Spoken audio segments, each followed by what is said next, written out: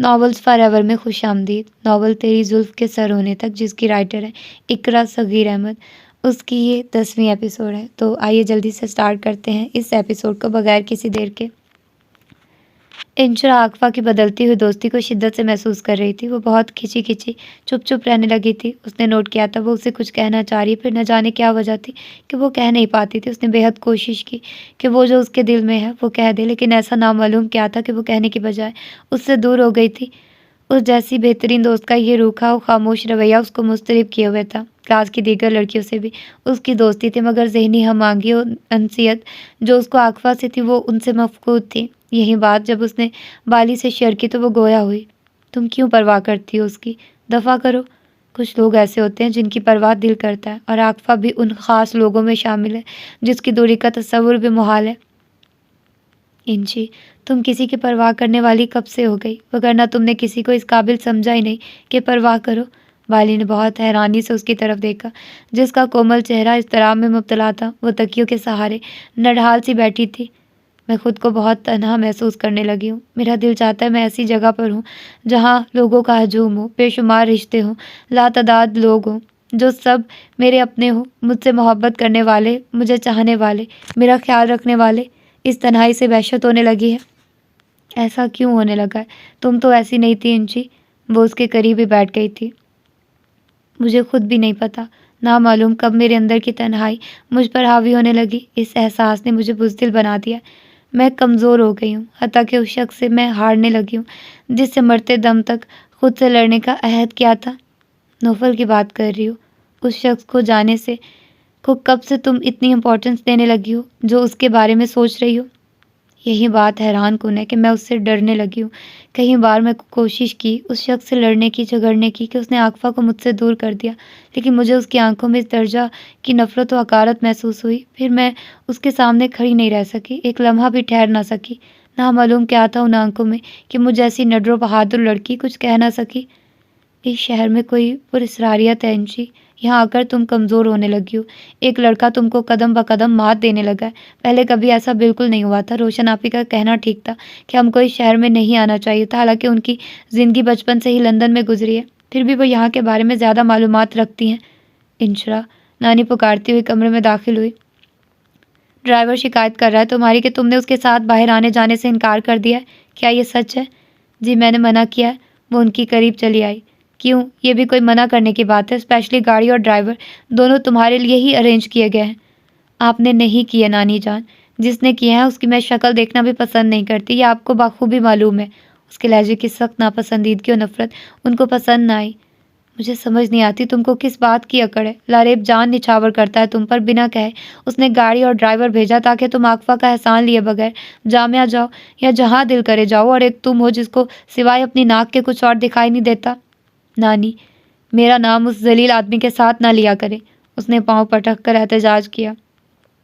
بالی، تم ہی سمجھاؤ اس کو کیوں خوش قسمتی کو لات مار رہی ہے؟ اس طرح دل و دماغ لٹانے والا کہاں ملتا ہے اس دور میں؟ آرزوئیں پوری نہ ہو تو ضرورتیں بن جاتی ہیں، ضروریات پوری نہ ہو تو انہیں پورا کرنے کے لیے انسان ہر جائز و ناجائز حربہ استعمال کرتا ہے، جیسے وہ کہیں ہفتوں سے مائدہ کی ناجائز ضد کے حصار میں کسی بے بس کبوتر کی مانند پھنس کر رہ گئی تھی۔ مائدہ کو اس نے غصہ، خفگی، درشتگی، سو دھمکی، ہر طریقے سے باز رکھنے کی صحیح کی تھی، مگر اس جیسی ضدی و ارادوں میں اٹل لڑکی پہلی بار ہی ٹکرائی تھی جو ہر حال میں اس کا حصول چاہتی تھی۔ کسی بھی صورت وہ اس سے دستبردار ہونے کو تیار نہ تھی، اور اس کی ہر دھرمی جنید کے لیے وبال بن کر رہ گئی تھی۔ وہ زید کا سامنا نہیں کر پا رہا تھا، اس کو خوف تھا وہ بے قصور ہوتے ہوئے بھی خود کو بے قصور ثابت نہ کر سکے گا، کہ اس کا ماضی داغدار تھا، وقت بھی خوب طاق کر نشانے لگاتا ہے۔ وہ جتنا زید سے دور بھاگنا چاہ رہا تھا وہ اتنا ہی اس سے ملنے کو بے قرار رہتا تھا، اور اب بھی اس کی کالز ریسیو نہ کرنے پر وہ آفس چلا آیا تھا۔ شاکڈ رہ گئے مجھ کو دیکھ کر۔ میں نے ریسیپشن پر منع کر دیا تھا کہ وہ تمہیں میرے آنے کی اطلاع نہ دے، وگرنہ تم کہہ دو گے تم یہاں نہیں ہو۔ وہ جنید کو ہکا بکا دیکھ کر سخت طنزی انداز میں گویا ہوا۔ نو نو، دس از ناٹ فیئر، میں تم سے کیوں بھاگوں گا یار؟ وہ خود کو سنبھالتا ہوا اس کے گلے لگا۔ یہ تم کو ہی معلوم ہوگا، میں کیسے بتا سکتا ہوں کہ تم کیوں بھاگ رہے ہو؟ وہ اس سے علیحدہ ہوتا ہوا سخت لہجے میں بولا۔ پہلے بتاؤ کیا منگواؤں، کیا لوگے؟ وہ قریب بیٹھ گیا۔ نتھنگ، یہ بتاؤ تم آج کل کس لڑکی کے چکر میں خوار ہو رہے ہو؟ لڑکی؟ کوئی لڑکی نہیں ہے بھائی، اچھی طرح جانتا ہوں میں کس لڑکی کے چکر میں ہو تم۔ کس لڑکی کے؟ زید کا جارحانہ انداز و سخت لہجہ اس کی آواز گم کر گیا تھا۔ دادو نے سب بتا دیا ہے۔ اس کا لہجہ سخت کھردرا تھا۔ دادو نے؟ مائی گاڈ، کیا بتایا ہے؟ وہ صوفے سے ہٹ کر اس کے پاؤں پکڑ کر بیٹھ گیا۔ ارے تم میرے پاؤں پکڑ کر کیوں بیٹھ گئے؟ زید کو اس کے چہرے کے ایکسپریشن بہت عجیب و نافہم محسوس ہوئے تھے۔ دادو نے کیا بتایا تم کو؟ اس کا انداز ہنوز تھا۔ تمہاری طبیعت تو ٹھیک ہے، تم مجھے نارمل نہیں لگ رہا ہے جنید۔ کیا ہوا ہے تمہارے ساتھ؟ کسی سٹریس کا شکار لگ رہے ہو؟ اس کے سخت انداز میں یکلخت محبت کی نرمی بھر گئی تھی۔ بڑی اپنائیت سے اس نے بازو پکڑ کر قریب بٹھاتے ہوئے پوچھا۔ دادو نے کیا بتایا؟ اس کا لہجہ بدلا تو اس کے اندر بھی کچھ ہمت و حوصلہ توانا ہوا تھا۔ خشک ہونٹوں کو زبان سے تر کرتا اپنا سوال دہرایا۔ یہی کہ تم کو کوئی لڑکی تنگ کر رہی ہے آج کل؟ کون ہے وہ اور کیا چاہتی ہے؟ زید استفسار کر رہا تھا اور اسے لگا منو بوجھ سے وہ آزاد ہو گیا ہو۔ گردن پر رکھی چھری دور ہوتی محسوس ہوئی تھی۔ دادو کو کس نے بتا دیا؟ میں نے ان سے ذکر نہیں کیا تھا۔ گھر کے ملازم اس معاملے میں سب سے بہتر جاسوس ثابت ہوتے ہیں۔ ان میں سے ہی کسی نے ان کو انفارم کیا اور دادو نے مجھے کال کی۔ میں ان کے پاس گیا تو انہوں نے تمہاری طرف سے بہت پریشانی بیان کی تھی۔ میں تم سے جب سے کانٹیکٹ کر رہا ہوں اور تم ہو کے… اس نے اس کی طرف دیکھ کر دانستہ بات ادھوری چھوڑی۔ ٹھیک کہا تم نے، گھر کے ملازم ہی ہر لمحہ کان کھلے رکھتے ہیں۔ اور دادو کو دیکھو، مجھ سے نہیں معلوم کیا تم کو ڈسٹرب کر دیا۔ اس کا خوف بھاگا تو وہ اشاش بشاش ہونے لگا تھا۔ یہ ان کی محبت ہے، اعتماد ہے میری ذات پر، جس کا اظہار کرتے ہوئے دادو نے ڈائریکٹ مجھ سے رابطہ کیا، وگرنہ تم نے تو یہ بات بھی شیئر کرنے کے قابل مجھے نہ سمجھا تھا۔ ویسے دعوے بہت کرتے ہو دوستی کے۔ تم مائنڈ مت کرو، میں نے تم سے کوئی بات چھپائی ہے جو اب چھپاؤں گا؟ وہ ایک لڑکی ہے، اسٹوپڈ سی خواہ پیچھے پڑ گئی ہے۔ وہ نگاہیں جھکا کر آہستگی سے کہنے لگا۔ کسی لڑکی سے ڈر کر بیٹھ جائے، وہ بھی تو تم سا بندہ، ویری امیزنگ۔ کیا وہ لڑکی تم کو ڈسٹرب کر رہی ہے؟ بلیک میل کر رہی ہے؟ اپنی کوئی کمزوری دے بیٹھے ہو کسی کو؟ ہاں، وہ لڑکی میری کمزوری جان گئی ہے کہ تم ہو میری کمزوری۔ میں سب چھوڑ سکتا ہوں مگر تم سے دوستی نہیں توڑ سکتا۔ اگر تم کو اس لڑکی کا نام بتا دوں پھر مجھ سے برا حال تمہارا ہوگا۔ وہ دل ہی دل میں تذبذب کا شکار ہو رہا تھا۔ کون ہے وہ لڑکی جس سے تم بلیک میل ہو رہے ہو؟ مجھے کہہ رہے ہو وہ بے وقوف ہے؟ اگر وہ ایسی ہوتی تو تم اس طرح سب سے بھاگتے نہ پھرتے۔ ٹھیک کہہ رہے ہو، سچ مچ وہ بہت ضدی و ہوشیار لڑکی ہے، جس نے مجھے ایسے گھاٹ گھاٹ کے پانی پینے والے لڑکے کو الو بنا دیا ہے۔ لگتا ہے واقعی تمہارے دماغ پر کچھ زیادہ ہی اثر ہو گیا ہے۔ وہ اس کو مسلسل خاموش دیکھ کر سنجیدگی سے بولا، اور جنید کے پاس کچھ بتانے کے لیے نہیں تھا۔ لاریب کے تمام مشاغل بے کیف ہو گئے تھے۔ پارٹیز، دوستوں کی گیدرنگ، کلب کی دلچسپیاں سبھی مانند ہو کر رہ گئی تھی۔ دل کے اندر انشرا کو حاصل کرنے کی جو شوریدہ سری بیدار ہوئی تھی وہ اب طغیانی کی صورت اختیار کر چکی تھی۔ بظاہر وہ اس کے تھپڑ کو مسکرا کر برداشت کر گیا تھا، مگر دل میں تہیہ کر چکا تھا کہ وہ اس تھپڑ کا بدلہ اپنے طریقے سے لے گا، کیونکہ معاف کرنے کا ظرف اس میں ہرگز نہیں تھا۔ اس کو کسی معاملے میں بھی نہ سننے کی عادت نہ تھی، اور عورت کا اصول تو کسی کھلونے خریدنے سے بھی زیادہ ارزاں و بے وقت رہا تھا۔ وہ اپنے ملبوس کی طرح لڑکیاں بدلنے کا عادی تھا۔ پہلی بار انشرا کے اصول کے لیے اسے اپنی استطاعت سے زیادہ تگ و دو کرنی پڑ رہی تھی۔ کہ پہلے واسطہ اس گھاک بڑھیا سے پڑا تھا جس کی باتوں میں بڑا مٹھاس و گداز تھا۔ لاریب نہ چاہتے ہوئے بھی اس کی گرفت میں آ جاتا اور بنا چو چرا اس کے احکامات کی تکمیل کیا کرتا تھا، لیکن اس کو غصہ اس بات پر آتا تھا کہ لاکھوں روپیہ خرچ کرنے کے باوجود بھی انشرا کی پرچھائی سے بھی دور رہتا تھا۔ اس ناکامی نے اندر ہی اندر اس کو مشتعل کرنا شروع کر دیا تھا۔ اپنی راہ ہموار کرنے کے لیے وہ گاڑی اور ڈرائیور بھی وہاں بھیج چکا تھا۔ مراد اس کے خاص آدمیوں میں سے ایک تھا اور اس کو خوب سمجھا بجھا کر بھیجا تھا۔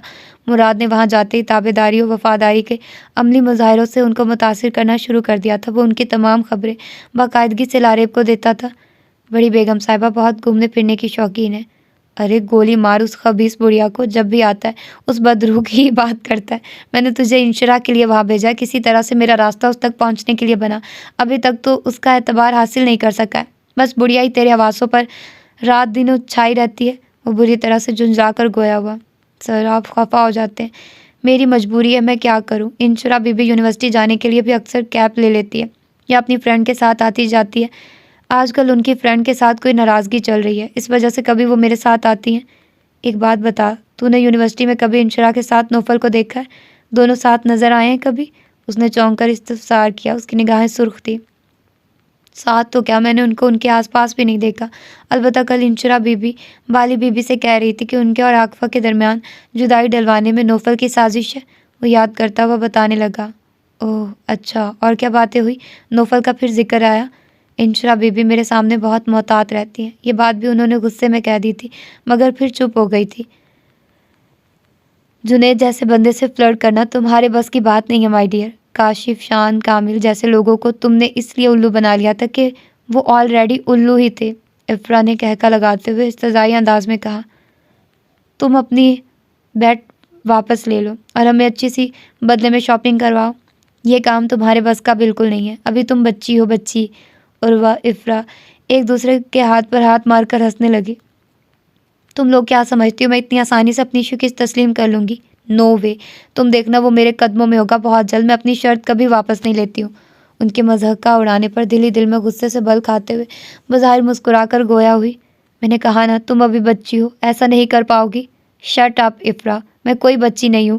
تم نے اس کو 10 بار کہا کہ تم سوسائڈ کر رہی ہو اور کی ایک بار بھی نہیں، وہ بھی ہنستا ہوگا، کیسی جھوٹی لڑکی ہو۔ سوسائڈ کرنے کی کئی بار ٹرائی کیا میں نے، مگر وہ جھرجری لے کر چپ ہو گئی تھی۔ اگر مگر کیا؟ اگر اس کو امپریس کرنا چاہتی ہو تو یہ ایڈونچر تمہیں کرنا ہوگا، اور پھر کون سا تم سچ مچ مرنے جا رہی ہو، تھوڑی بہت ایکٹنگ کر لینا پھر سب ٹھیک ہو جائے گا۔ یہی تو خوف آتا ہے، اگر یہ سب الٹا ہو گیا تو پھر میں گئی، پھر اپنی بیٹ واپس لے لو۔ دونوں نے مطالبہ دہرایا۔ اوکے، بیٹ واپس نہیں لوں گی، تم لوگوں کو جیت کر ہی دکھاؤں گی۔ وہ ایک عزم کے ساتھ اٹھی۔ عروہ و افرا اس کو چڑھانے لگی تھی، وہ بھی مسکرا کر جواب دیتی ہوئے باہر آ گئی۔ وہ کالج سے سیدھی یہیں آ گئی تھی، عمرانہ سے وہ اجازت لے چکی تھی۔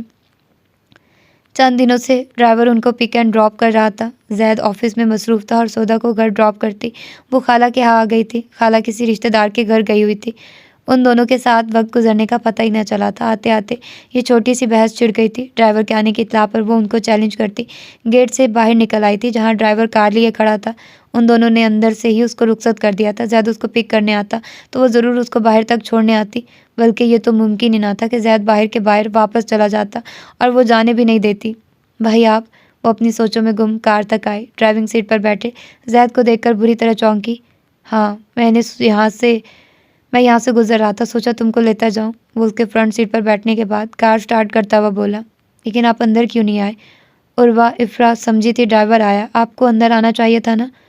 میں اندر جاتا، پھر وہیں فارمیلٹی شروع ہو جاتی، یہ کھائیے وہ پیے وغیرہ وغیرہ، مجھے ان فارمیلٹی سے وحشت ہوتی ہے۔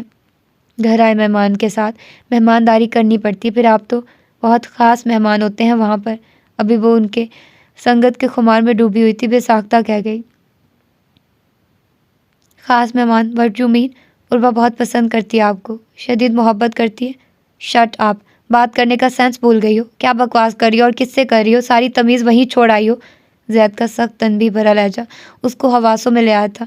مجھے تمہارا یہاں آنا سخت ناگوار گزرتا ہے، میں نوٹ کر رہا ہوں جب سے تم نے ان لوگوں سے دوستی کی ہے، اپنی لمٹس بھولتی جا رہی ہو۔ تمہارے انداز میں وہ بے باکی در آئی ہے جو لڑکیوں کے مزاج کے لیے مجھے زہر لگتی ہے۔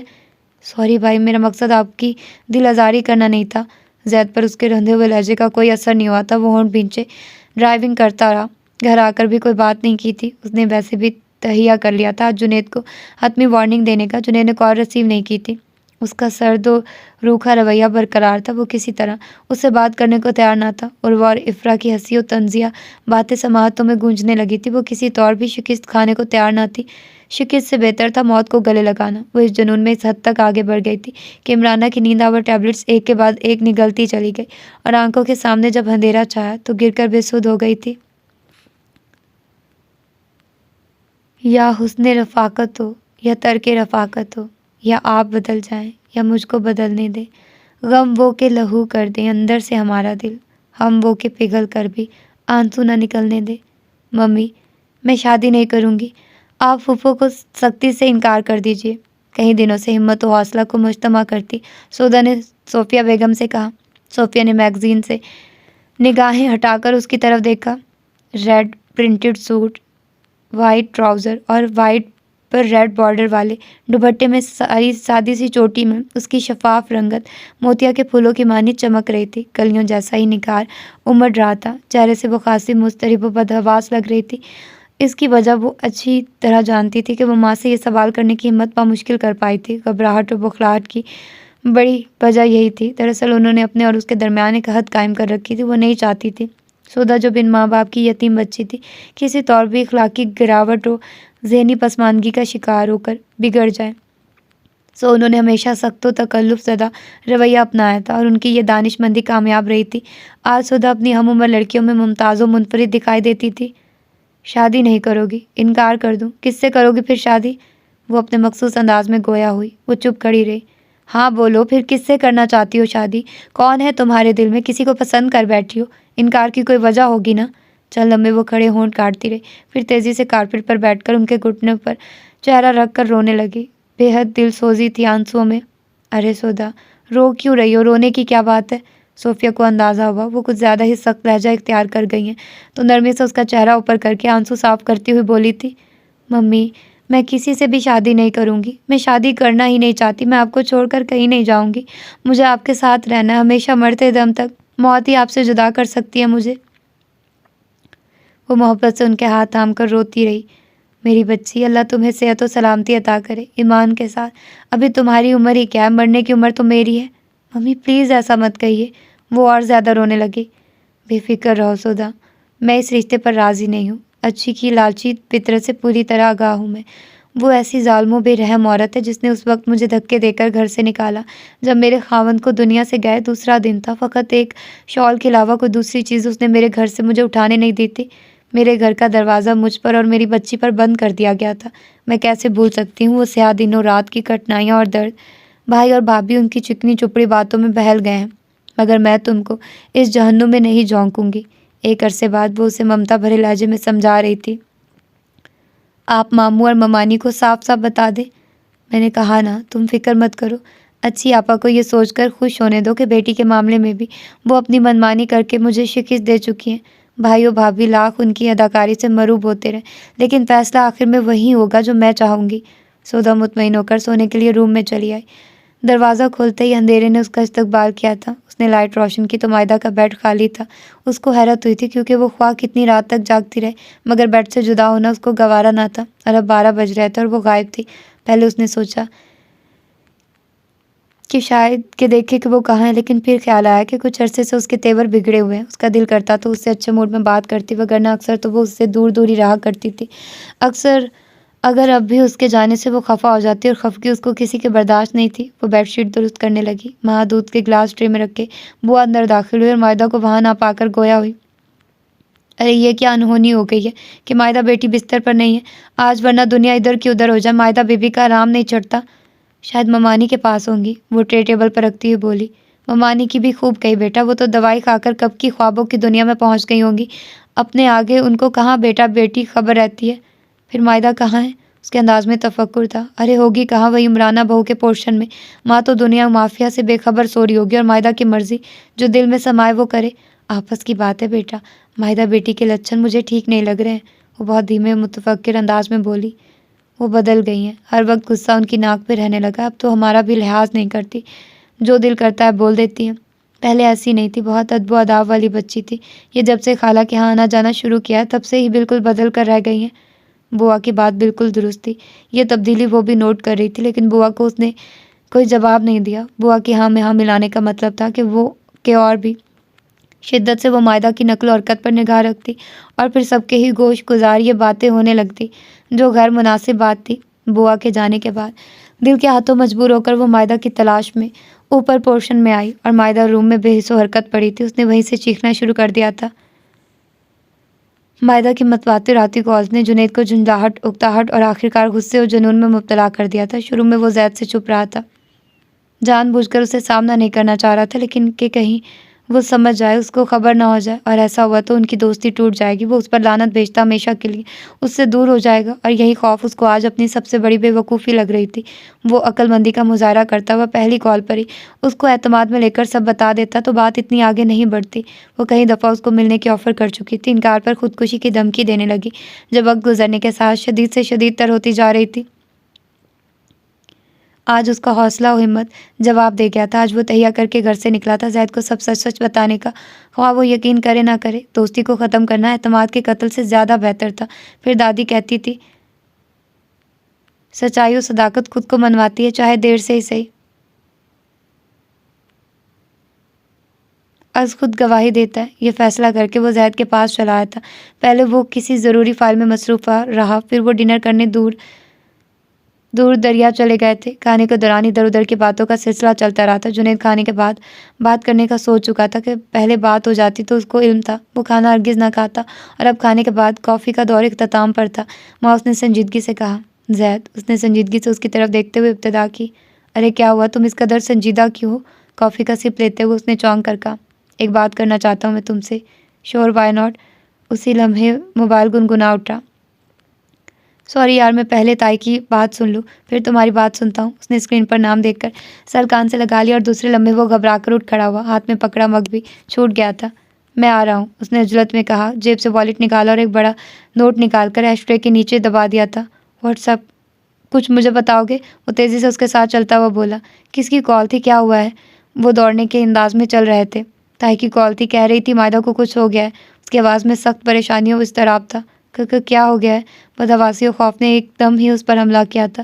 خطرے کی گھنٹی ہر سو بجتی سنائی دینے لگی تھی۔ اس کو محسوس ہونے لگا کوئی انہونی ہوئی ہے، مائدہ نے اپنی دھمکیوں کا عملی جامہ پہنا دیا ہے۔ تائی نے اسپتال آنے کو کہا ہے۔ وہ بے حد ڈسٹرب لگ رہی تھی۔ زید اس حد تک پریشان تھا کہ اس نے جنید کی غیر معمولی پریشانی و خوف کو محسوس ذرا بھی نہیں کیا تھا۔ وہ ہوٹل سے نکل کر پارکنگ کی طرف بڑھ رہے تھے۔ اگر تم مائنڈ نہ کرو تو میں تمہارے ساتھ اسپتال چلوں؟ تم بے حد پریشان لگ رہے ہو، ایسے میں تمہارا ڈرائیو کرنا مناسب نہیں۔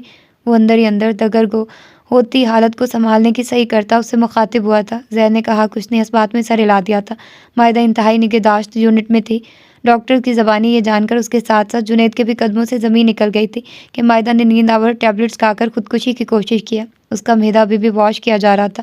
موت کے سائے ابھی بھی اس پر دراز تھے۔ ڈاکٹرز اس کی زندگی بچانے کی جدوجہد میں مصروف تھے۔ اس نے ایسا کیوں کیا تایا جان؟ کس کے لیے اپنی زندگی داؤ پر لگا دی؟ وہ دل گرفتہ بیٹھے۔ تایا جان کے شانے پر ہاتھ رکھ کر رنجیدگی سے بولا، اس وقت صرف رب سے اس کی زندگی کی خیر مانگنے کا وقت ہے بیٹا۔ ان نازک لمحوں کو ایسی الجھنوں سے ابھی آزاد کر دو۔ وہ اس کو سمجھاتے ہوئے باری تعالیٰ کے ذکر میں مستغرق ہو گئے تھے۔ دل تو کیا، روح بھی لرزتی ہے، اس قدر مایوس رہتا ہوں۔ تم کہاں تک کرو گے دل جوئی؟ میں تو اکثر اداس رہتا ہوں۔ یوسف صاحب اور زرکا بیگم کو عمرہ کی ادائیگی کے لیے روانہ ہوئے ایک ہفتہ گزرا تھا۔ ان سے اسکائپ پر بات ہوتی رہتی تھی۔ زرکا کی غیر موجودگی نے ان کو احساس دلایا تھا کہ وہ ان کی ممتا کا کس قدر عادی ہو چکا ہے۔ وہ اس کے لیے شجرے سایہ دار تھی۔ وہ جب بھی ان کے پاس آتا تمام دکھ و رنجش، وحشتیں و محرومیاں بھول جایا کرتا تھا۔ دوسرے یوسف صاحب کا وجود اس کے لیے ڈھارس و اعتماد کا باعث تھا۔ ان دونوں کی غیر موجودگی اس کو مضطرب و تنہائی سے دوچار کرتی۔ گھر اس کے کھانوں کو دوڑتا تھا۔ سامع آنٹی کی سوشل ایکٹیویٹیز اتنی زیادہ تھی کہ ان کی عدم توجہی کی وجہ سے لاریب اخلاقی طور پر تباہ ہو کر رہ گیا تھا۔ آج بھی ان کی ویسی ہی مصروفیات تھی۔ انکل بزنس کے چکروں میں رات گئے ہی گھر آتے ہیں۔ لاریب کی اپنی مصروفیات تھی۔ اس کے شب و روز عموماً باہر ہی گزرتے تھے۔ اس محل نما گھر پر ملازمین کا راج تھا۔ بڑی بیگم صاحبہ کے جانے کے بعد ہر طرف ویرانی و اداسی چھا گئی ہے۔ ابھی ان کے گئے ایک ہفتہ ہوا ہے، نوفل 3 ہفتوں میں اداسی اور بڑھ جائے گی۔ امینہ نے چائے کا مگ اس کے آگے ٹیبل پر رکھتے ہوئے کہا، آپ بھی وہی سوچ رہی ہیں امینہ بھی جو میں سوچ رہا ہوں؟ وہ فون سیل رکھتا ہوا بولا۔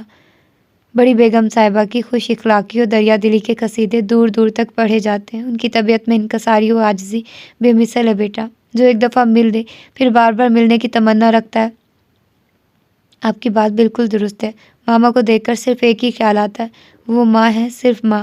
ان کے وجود سے ممتا کی خوشبوئیں پھیلتی ہیں، رنگ و بو نور کی ممتا بھری کہکشاں چمکتی ہے۔ وہ چائے کے سپ لیتا ہوا عقیدت بھرے لہجے میں گویا ہوا اور خاصی دیر تک وہ بیٹھا امینہ سے ماما کی باتیں کرتا رہا تھا۔ امینہ کی وہ بہت عزت کرتا تھا۔ 60 سالہ امینہ بھی یہاں کی سب سے سینئر ملازمہ تھی، باوفا، مخلص اور اچھے رکھ رکھاؤ والی عورت تھی۔ جی ٹھیک کہہ رہے ہیں آپ بیٹا، وہ محبت و پیار کی مٹی سے بنی ہے۔ ایسی ہی محبت کے اکرما بیٹے تھے، خلوص و مروت، احسار و انکساری، خوش گفتاری ان کی طبیعت کا حصہ تھی۔ عجیب درویش صفت پائی تھی کرما بیٹے نے۔ ان کو عیش و عشرت اور ٹھاٹ باٹ سے کوئی سروکار ہی نہیں تھا۔ متقی و باحیا، ایسے کہ ملازماؤں سے بھی نگاہیں جھکا کر بات کیا کرتے تھے۔ امینہ کے لہجے میں عقیدت و احترام تھا۔ وہ ہمیشہ کی طرح باپ کے بارے میں اچھی باتیں، اعلیٰ و جذبات سن کر وقتی طور پر اداسی و بیزاری بھول گیا تھا اور دلچسپی سے سن رہا تھا۔ امینہ کی گود میں اس کا بچپن گزرا تھا۔ وہ اس کے مزاج کے ہر رنگ سے واقف تھی۔ اس نے از خود اکرما کا ذکر چھیڑا تھا۔ جانتی تھی وہ بے شمار دفعہ کی سنی ہوئی باتیں اسی شوق و ذوق سے سنے گا گویا پہلی بار سن رہا ہو۔ یہ باپ سے کی جانے والی محبت کی گواہی تھی۔ پورے 48 گھنٹوں بعد اس نے آنکھیں کھولی تھی۔ ڈاکٹرز کی سخت جدوجہد کے ساتھ ساتھ ان کی دعائیں بھی مستجاب ہوئی تھی۔ سب کے ستے ہوئے چہروں پر زندگی و طمانینت کے رنگ پھیل گئے تھے۔ عمرانہ اس کے پاس سے ہٹنے کو تیار نہیں تھی۔ زید، بہن سے کوئی سخت بات نہیں کرنا، وہ موت سے لڑ کر زندگی کی طرف لوٹی ہے۔ عمرانہ زید کے اندر بڑھتی وحشت غصے کو جانچ رہی تھی۔ جب سب لوگ گھر چلے گئے تو وہ تنہائی ملتے ہی لجاجت بھرے لہجے میں گویا ہوئی تھی۔ کس نے کہا تھا اسے موت سے لڑنے کے لیے؟ کول ڈاؤن، ریلیکس، میں نے کہا نا، اس کی حالت ایسی نہیں ہے کہ اس انداز و لہجے میں گفتگو کی جائے، وہ بہت ویک ہو گئی ہے۔ انہوں نے ایک نظر سوئی مائدہ کو دیکھا، پھر لپک کر اس کے قریب آ کر گویا ہوئی جو طیش بھرے انداز میں تھا۔ اماں، کیا خطا ہو گئی ہے مجھ سے؟ کس جرم کی سزا میں مائدہ مجھے ذہنی اذیت دینے لگی ہے؟ ابھی میں اس شاپنگ سینٹر والے فریب کو ہینڈل نہیں کر پایا تھا کہ اس نے ایک نئی اذیت میں مبتلا کر دیا۔ اس کو کس چیز کی کمی ہے؟ کون سا خلا اس کی زندگی میں پیدا ہوا ہے جس کو پر کرنے کے لیے اس کو خودکشی جیسا رسوا کن حرام فعل سر انجام دینے کی ضرورت محسوس ہوئی؟ اور اس نے ایسا کرتے وقت یہ بھی سوچنے کی زحمت نہیں کی کہ خود تو مر جائے گی اور ساتھ میں ہمیں بھی زندہ درگور کر دے گی۔ اس کا اشتعال جنون میں بدل رہا تھا۔ آپ سے پہلے میں نے معلوم کیا مائدہ سے کہ اس نے ایسا کیوں کیا تھا۔ وہ کہہ رہی تھی اس نے خودکشی کرنے کے لیے نہیں کھائی تھی ٹیبلٹس، بلکہ نیند نہ آنے کی وجہ سے کھائی تھی۔ انہوں نے محبت سے اس کے شانے پر ہاتھ رکھتے ہوئے بھول پن سے کہا۔ ماں کے چہرے پر نگاہ پڑتے ہی اس کے اندر کھولتا غصے و جنون کا لاوا سرد پڑنے لگا تھا۔ 48 گھنٹوں تک تنے رہنے والے اعصاب ڈھیلے پڑنے لگے تھے، لیکن ایک سوال ہتھوڑے کی مانند دل و دماغ پر ضربے لگا رہا تھا کہ مائدہ نے خودکشی کیوں کی، اس کے پیچھے کیا وجہ ہے؟ مائدہ کی طرف سے بدگمان نہیں ہو، آپ کے علاوہ کون ہے اس کا؟ وہ اس کی پشت تھپ تھپاتے ہوئے آہستگی سے بولی۔ اس نے ایسا کیوں کیا مما؟ وہ ان کا ہاتھ تھام کر رنجیدگی بھرے لہجے میں گویا ہوا۔ اس کی نگاہیں بے سود پڑی مائدہ کے چہرے پر تھی جہاں موت کی زردی ابھی بھی موجود تھی۔ میں نے بتایا نا، نیند نہ آنے کی وجہ سے اس نے ٹیبلٹس کھائی تھی اور مما، اس نے 1-2 نہیں، پوری بوتل خالی کر دی تھی۔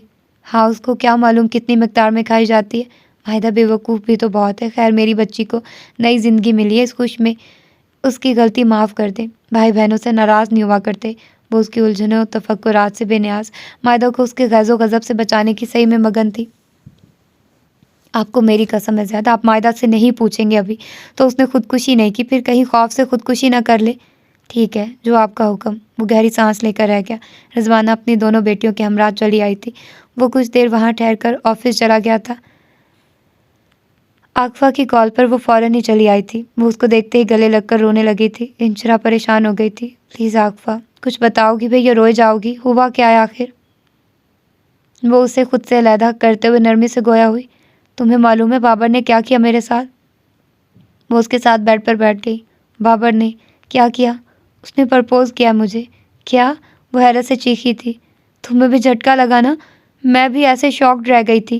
مجھے شوق پرپوزل پر نہیں، تمہارے رونے پر لگا ہے۔ پرپوزل پر نہیں، میرے رونے پر لگا ہے۔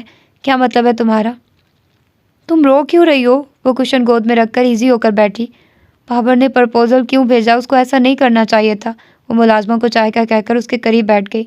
وہ تم سے شادی کرنا چاہتا ہے، اس سے زیادہ ڈیسنٹ ایٹیٹیوڈ کیا ہوگا کہ تم سے فضول محبت کی پتنگیں بڑھانے سے بہتر اس نے شرافت سے تمہارا رشتہ بھیج دیا۔ اس میں غلط کیا ہے؟ اس نے مسکرا کر کہا۔ وہ مجھے کم از کم اشارہ تو دیتا۔ اشارہ تو دیتا؟ یہ کیسی الجھی ہوئی باتیں کر رہی ہو؟ کیا تم کہیں انٹرسٹڈ ہو؟ وہ اس کے چہرے کو بغور دیکھتی ہوئی گویا ہوئی۔ ایسا تو کچھ نہیں ہے، میں نے کبھی کسی کے بارے میں ایسا سوچا ہی نہیں۔ پھر بابر کے بارے میں سوچ لو، وہ خاصا معقول و کیئرفل بندہ ہے، ایک سڑیل بد مزاج و بد دماغ مغرور شخص کا کلوز فرینڈز ہونے کے باوجود بہت نائس ہے، اس کا ظاہر و باطن یکساں ہے تمہیں پسند کرنے کے باوجود۔ کبھی اس نے کوئی اونچی حرکت نہیں کی، اور اس کے برعکس گرلز ہیٹس کا پرچار کرنے والا نوفل کس بے حیائی سے موقع سے فائدہ اٹھاتا ہے۔ نوفل کے لیے اس کے لہجے میں سخت نفرت و تحقیر تھی، حالانکہ بابر کے لیے بات کرتے وقت اس کے لہجے میں عزت و توقیر تھی۔ پلیز انشی، نوفل بھائی کے متعلق غلط فہمی دل سے نکال دو، وہ ایسے نہیں ہیں۔ تم نے بہت بڑی بدگمانی ان کے لیے پیدا کر لی ہے، وہ ہرگز ایسے نہیں ہیں۔ اس نے گردن ہلاتے ہوئے ایسے لہجے میں کہا گویا اس کو اس ذکر سے بے حد تکلیف ہو رہی تھی، اور یہ صحیح بات بھی تھی کہ جب سے نوفل نے اس کو ساری سچویشن حرف بحرف سچ بتائی تھی، وہ انشرا کے اس طرح بولنے پر مضطرب ہو جاتی تھی۔ اگر نوفل سے اس کو نہ بتانے کا وعدہ نہ لیا ہوتا تو وہ تمام صورتحال اس کو بتا چکی ہوتی۔ تم اسی طرح اس کی سائڈ لوگی، آفٹر آل وہ تمہارا نام نہاد بھائی بنا ہوا ہے۔ وہ کہہ کر استہزائی انداز میں ہنسی تھی۔ اس میں کوئی شک نہیں، میرے بھائی ہیں اور بہت اچھے بھائی ہیں، تم ان کو معاف کرنے پر راضی نہیں ہو، یہ تمہاری مرضی ہے۔ ہاں میری مرضی ہے، میں کبھی بھی اس کو معاف نہیں کروں گی۔ اگر میں تم کو یہ بتا دوں کہ تمہاری اس غلط فہمی و بدگمانی کی تمہاری نانی نے کتنی بڑی قیمت وصول کی ہے، پھر تم کو شاید جی نہیں پاؤ گی۔ وہ دکھ سے سوچ کر رہ گئی۔ انشرا نے بھی اس کے چہرے پر کچھ محسوس کر لیا تھا جب ہی موضوع بابر کی ذات بن گئی تھی۔ جنید کو بے قراری و بے بسی نے نڈھال کر دیا تھا۔ اس کو 100% یقین تھا مائدہ نے اس کو دی گئی دھمکی پر عمل درآمد کر دکھایا ہے۔ اس کے ہوش میں نہ آنے تک وہ دوہرے عذاب میں مبتلا رہا تھا۔ اگر وہ مر گئی تو اس کی موت کی ذمہ داری اس پر آتی۔ مزید یہ کہ اگر بے ہوشی کے دوران اس کے منہ سے اس کا نام نکل گیا تو وہ کس طرح اپنی بے گناہی ثابت کر سکے گا۔ بہت عرصے بعد اس کی زندگی اور اپنے بچاؤ کی خاطر وہ اللہ کے آگے سجدہ ریز ہوا تھا۔ دعا کے لیے اس کے ہاتھ اٹھے تھے۔ اللہ جو وحدہ لا شریک ہے، اس نے اس کی پکار کی لاج رکھی تھی، کیونکہ لاج رکھنے والوں میں سب سے بڑا لاج رکھنے والا وہ رب العالمین ہی ہے۔ بندہ کتنا رب سے غافل ہو جائے، وہ پاک پروردگار ایک لمحہ بندے سے غافل نہیں رہتا۔ مائدہ کے ہوش میں آنے کی خبر مل گئی تھی۔ وہ خطرے سے باہر ہے یہ بھی پتہ چل گیا تھا، اور اب وہ کیسی تھی، اس کے ارادے کیا تھے، وہ ابھی بھی اپنی ضد سے باز آئی تھی یا نہیں۔ سوالات کی گونج تھی جو اس کے ذہن میں گونجے جا رہی تھی۔ وہ اس سے ملنے کی کوشش میں تھا لیکن سمجھ نہیں آ رہا تھا۔ زید کی نیچر سے وہ واقف تھا کہ اگر اس کو بھنک بھی پڑ گئی اس معاملے کی تو وہ باحمیت و غیور انسان ان دونوں کے ساتھ جو سلوک کرے گا سو کرے گا، مارے غیرت و صدمے کے وہ اپنا بھی حشر کر لے گا۔ ادھر وہ مائدہ کی طرف سے پریشان تھا کہ جو لڑکی اپنی بات منوانے کے لیے جان سے کھیل سکتی، اسے ہر حرکت کی توقع بے جا نہ تھی۔ وہ اس سے مل کر ایک بار پھر اس کو سمجھانا چاہتا تھا۔ اسی سوچ میں مستغرق بیٹھا تھا کہ فون کی گھنٹی بجنے پر بے دلی سے اس نے کال ریسیو کی اور دوسری طرف سے آتی آواز سن کر حیرت سے اچھل کر رہ گیا تھا۔ ایک بار تعجب سے اس نے اسکرین پر اجنبی نمبر کو دیکھا تھا۔ ڈر گئے میری آواز سن کر؟ مری نہیں، زندہ ہوں میں ابھی۔ مائدہ کی کمزور آواز میں تکلیف کا عنصر نمایاں تھا۔ یہ اسٹوپڈ حرکت کیوں کی تم نے؟ اگر تمہاری جان چلی جاتی پھر آپ کو یقین آ جاتا کوئی آپ پر کس طرح دل و جان سے فدا ہے۔ پھر وہی فضول بات کی تم نے۔ بس تم ملنے آ جاؤ، کل میں تمہارا انتظار کروں گی۔ آج کل موسم بہت خوشگوار ہو رہا ہے، کوئی پکنک کا پروگرام بناتے ہیں؟ لاریب نے اوپر دیکھتے ہوئے جہاں آرا سے کہا، جہاں آسمان سے بادلوں سے ڈھکا ہوا تھا۔ دھیمی دھیمی چلتی خوشبو بھری ہواؤں کے ساتھ ننھی ننھی بوندیں کرسٹل کے چمکدار موتیوں کی مانند گر رہی تھی۔ وہ اس وقت لان میں بیٹھے ہوئے پکوڑوں، سموسوں اور چائے سے لطف اندوز ہو رہے تھے۔ بالی اور انشرا مارٹ تک گئی تھی۔ ارے آپ نے میرے دل کی بات کہہ دی، مجھے بھی ایسے بھیگے بھیگے موسم میں ساحل سمندر پر جانا بے حد پسند ہے۔ کتنا اچھا فیل ہوتا ہے نا جب قدموں میں پانی ہوتا ہے اور آسمان سے بھی پانی گرتا ہے۔ جہاں آرا نوجوان دو شیزہ کی طرح اٹھلا کر گویا ہوئی۔ جی چلیں پھر ابھی چلتے ہیں۔ وہ ادھر ادھر دیکھتا ہوا گویا ہوا، میں چینج کر کے آتی ہوں، فٹافٹ پھر چلتے ہیں۔ وہ ساڑی سنبھالتی ہوئی اٹھ کھڑی ہوئی تھی۔ لاریب نے ان کو کھڑا ہوتے دیکھ کر تیزی سے کہا، آنٹی ساحل سمندر پر تنہا جانے کا مزہ نہیں ہے، وہاں تو فیملی کے ساتھ ہی انجوائمنٹ ہوتی ہے۔ ہم دو کس طرح انجوائے کریں گے؟ آپ انشی اور بالی کو بھی لے لیں، وہ بھی موسم انجوائے کر لیں گی ہمارے ساتھ۔ انشی کو کچھ شاپنگ کرنی تھی، وہ بالی کے ہمراہ مارٹ تک گئی ہے۔ انشی کو سیر و تفریح کا بالکل بھی شوق نہیں ہے اور وہ نہیں جائے گی تو بالی بھی جانے سے انکار کر دے گی۔ ان کا انتظار کرنا فضول ہی ہے۔ ان کو بخوبی علم تھا انشرا لاریب کے ساتھ ہرگز نہیں جائے گی کہ وہ اس کی ناپسندیدگی سے اچھی طرح واقف تھی، لیکن لاریب کو صاف منع کرنا بھی ان کو خسارہ محسوس ہوتا تھا۔ وہ بات بنا کر گویا ہوئی، ویری امیزنگ، کوئی گرل انجوائمنٹ کے بنا کس طرح رہ سکتی ہے؟ وہ ایسی ہی سر پھری لڑکی ہے، دنیا سے انوکھی اور نرالی حرکتیں اس کی۔ یہ آپ کی بات بالکل درست ہے، وہ کامن گرل نہیں ہے، کوئی خاص بات ہے اس میں، ایک ایسی اٹریکشن جو بندے کے سیدھے دل پر جا لگتی ہے اور دل سنبھالے نہیں سنبھلتا ہے۔ وہ دل پر ہاتھ رکھ کر آہ بھرتے ہوئے بولا، لگتا ہے شاعری کرنی بھی آ گئی ہے آپ کو۔ جہارا مسکراتے ہوئے گویا ہوئی، میں شاعر تو نہیں مگر وہ ہنسی، جب سے دیکھا میں نے اس کو مجھ کو شاعری آ گئی۔ میں عاشق تو نہیں مگر وہ ہنسی، جب سے دیکھا میں نے اس کو مجھ کو عاشقی آ گئی۔ وہ آنکھیں بند کر کے اس کے تصور میں گم ہو کر گنگنانے لگا تھا، واہ واہ بہت خوب۔ وہ خاصی متاثر ہوئی، آپ نے دیکھا میرا کیا حال ہو گیا انشرا کی محبت میں۔ میں اس کو انشرا نہیں اپسرا کہوں گا، جس نے میرا سکھ و چین لوٹ کر مجھے پاگل کر دیا، مجھ پر سحر کر دیا۔ دنوں رات میں صرف اور صرف اس کے بارے میں ہی سوچتا رہتا ہوں۔ اس کے لہجے میں بے کلی و بے چینی تھی۔ میں آپ کے جذبات سے اچھی طرح واقف ہوں لاریب، پھر آپ اس کو سمجھاتی کیوں نہیں؟ وہ جزبز ہوا، میں اس کو کس طرح سمجھا سکتی ہوں بیٹا؟ یہ آپ کے لیے کوئی مشکل کام نہیں ہے آنٹی۔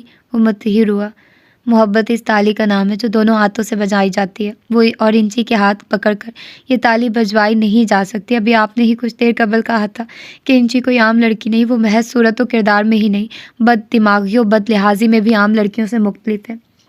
یہ روپ بھی آپ اس کا دیکھ چکے ہیں، کس طرح اس نے میرے سامنے آپ کے تھپڑ مارا تھا، وہ ایسی ہی لڑکی ہے۔ انہوں نے کیسے ناپسندیدہ لمحے کی یاد دلائی تھی کہ وہ ہونٹ کاٹ کر رہ گیا، پھر توقف کے بعد گویا ہوا، میں جس بے ہمتی سے اس کا تھپڑ برداشت کر گیا تھا وہ میری بے عزتی نہیں بلکہ میری محبت کا ثبوت تھا، اس محبت کا جو بے تحاشا میں اس سے کرتا ہوں۔ زید مائدہ کی اس جان لیوا حرکت سے بری طرح ڈسٹرب ہو کر رہ گیا تھا۔ اس نے ایسا کیوں کیا؟ کس پریشانی میں مبتلا ہے وہ، جس سے پیچھا چھڑانے کے لیے اس کو موت کو گلے لگانا آسان محسوس ہوا؟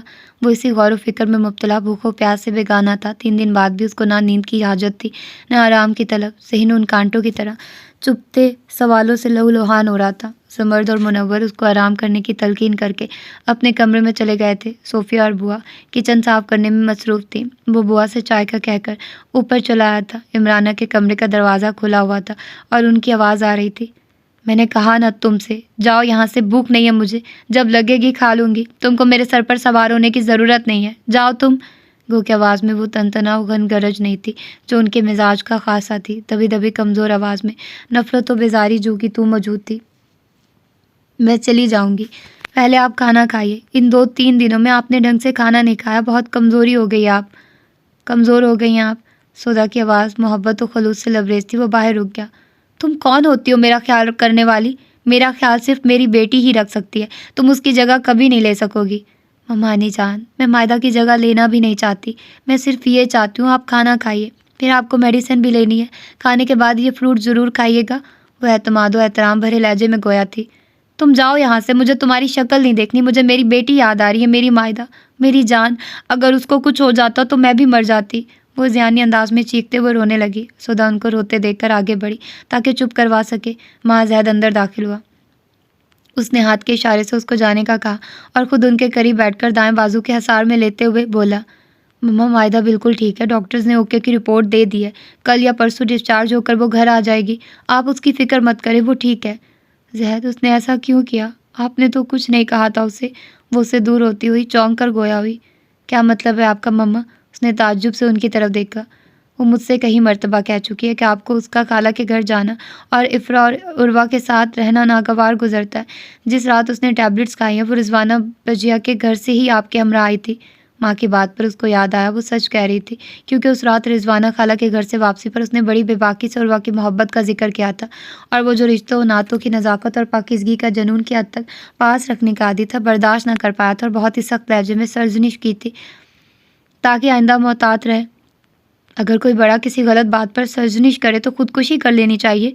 اس کا مطلب ہے یہ سب آپ کی وجہ سے ہوا۔ آپ نے ایسا کیا کہہ دیا تھا زید؟ یقیناً کچھ ایسا ہی کہا ہوگا جو وہ ضبط نہ کر سکی، اور موت کو گلے لگانا اس نے بہتر سمجھا۔ آپ نے ایسا کیا کہا مائدہ کو؟ وہ جیسے کرنٹ کھا کر پیچھے ہٹی۔ آپ اتنا ہرٹ کیوں ہو رہی ہیں؟ میں نے اس کی بہتری کے لیے ہی اس کو سمجھایا تھا، اور جو کہا وہ بالکل صحیح و مناسب طرز تکلم کا تھا۔